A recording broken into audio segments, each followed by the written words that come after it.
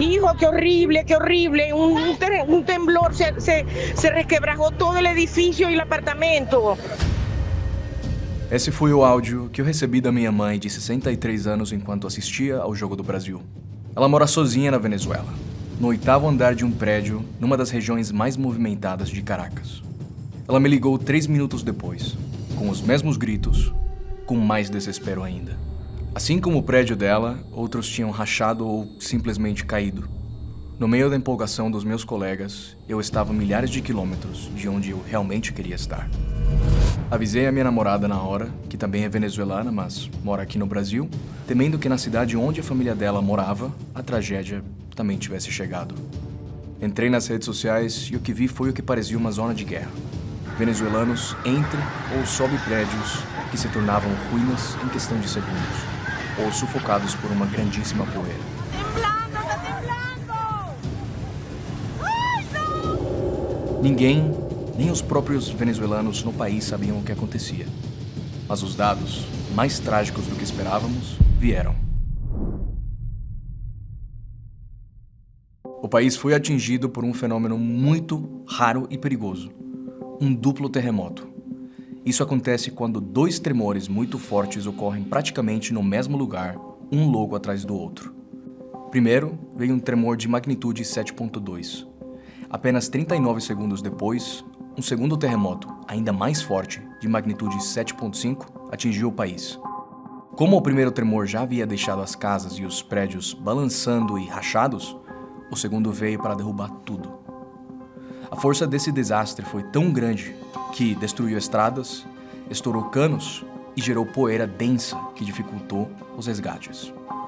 Cientistas explicam que o norte da Venezuela fica extremamente na zona de encontro entre 2 grandes placas tectônicas, a placa do Caribe e a placa da América do Sul. Elas se movem lentamente, alguns milímetros por ano, mas acumulam uma energia monstruosa ao longo dos séculos. Esse foi o terremoto mais violento na Venezuela desde o ano de 1900, de San Narciso. O impacto foi tão brutal que foi sentido na Colômbia, no Caribe e até no norte do Brasil. Como detalha o engenheiro geólogo Alejandro S. Mendes, em uma análise recente, os sismos de 2026 são o resultado de mais de 200 anos de energia acumulada na falha de Boconó, que estava travada desde o grande terremoto de 1812. Estudos científicos já alertavam sobre esse déficit de deslizamento desde pelo menos 2017. Os números dessa tragédia são assustadores e sobem a cada hora. Já são pelo menos 164 mortos confirmados, quase 1.000 feridos e mais de 14.000 pessoas desaparecidas. A situação é desesperadora. Em bairros da capital, Caracas, prédios inteiros desabaram como se fossem feitos de cartas. Na cidade vizinha de La Guaira, na costa, bairros inteiros foram pulverizados. Para piorar, a terra continua tremendo. Segundo previsões do USGS, o Serviço Geológico dos Estados Unidos, nas próximas 24 horas são esperadas dezenas de réplicas de magnitude 4.0 ou superior, com boa probabilidade de eventos acima de 5.0 nos próximos dias. Como o país já passava por uma crise financeira grave, os bombeiros e resgatistas locais quase não têm ferramentas adequadas. Faltam equipamentos de escuta sísmica, tratores e guindastes pesados. No meio do caos, pais, mães e vizinhos usam as próprias mãos para cavar entre escombros. Nos hospitais lotados, os médicos trabalham mesmo com falta de luz e água. Como explica de forma clara a geóloga Luiraima Salazar em uma thread excelente sobre a sismicidade venezuelana, os terremotos não são surpresas. Eles fazem parte da evolução natural do planeta. O que faz a diferença é o nível de preparação da sociedade. Logo após a tragédia, o governo declarou estado de emergência nacional.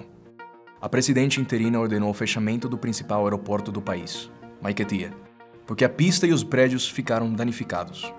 O metrô de Caracas e os trens foram paralisados para liberar as ruas para as ambulâncias. Para evitar incêndios e explosões, cortaram o gás nas áreas atingidas. As escolas viraram abrigos temporários. O governo também anunciou que está buscando cerca de 200 milhões de dólares, por volta de 1 bilhão de reais, com organismos internacionais para reconstruir hospitais e moradias. Porém, uma atitude gerou forte controvérsia. O órgão de telecomunicações, Conatel, tem bloqueado através dos anos mais de 200 sites de notícias independentes e limitou o acesso a redes sociais. A justificativa oficial foi evitar desinformação e pânico. Horas depois, o acesso à rede X foi liberado. Diante da limitação dos recursos internos, o governo aceitou ajuda internacional. Países como Estados Unidos, Brasil, El Salvador, que enviou 300 socorristas e 50 toneladas de suprimentos, México, República Dominicana, Espanha, Catar, França, com 85 resgatistas, Suíça, com 80 especialistas com cães farejadores, e Israel ofereceram equipes e equipamento de resgate.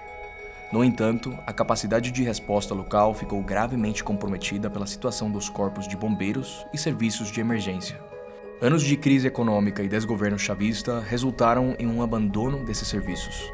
Falta de veículos operacionais, equipamentos de proteção desgastados, ausência de guindastes e ferramentas especializadas de busca e salvamento, além de salários precários que levaram à saída de profissionais qualificados.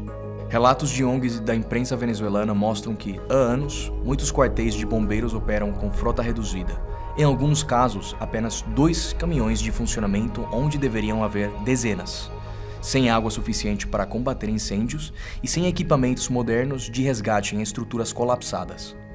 Essa fragilidade estrutural, acumulada ao longo de mais de 2 décadas, fez com que o país dependesse quase imediatamente de ajuda externa e de voluntários civis para as operações de busca.